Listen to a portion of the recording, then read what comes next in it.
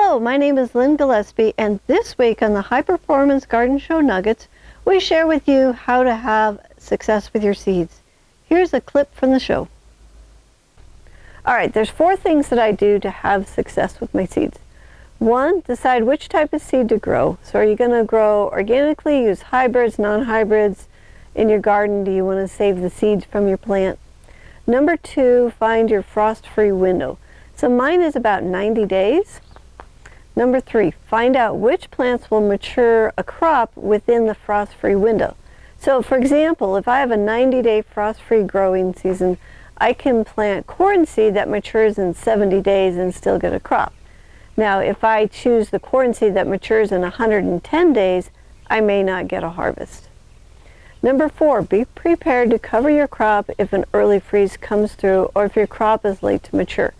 Here's another example. If I grow peppers and they start to mature at 80 days, and if I get frost at 90 days, then the peppers will barely have started to ripen when the plants get killed by the frost. My solution is to have my frost blankets ready to cover the plants if it is predicted to go below 36. Then once the storm is passed, I get another 2 to 3 weeks of frost-free nights so I can get more peppers to ripen. So seed selection is one of the keys to a successful garden, and combing through the seed catalogs is one of the fun parts of gardening. This clip is from the High Performance Garden Show Year 8, Week 3. If you would like to watch the whole High Performance Garden Show, it's free and online, and you can enroll on our website, thelivingfarm.org/high-performance-garden-show.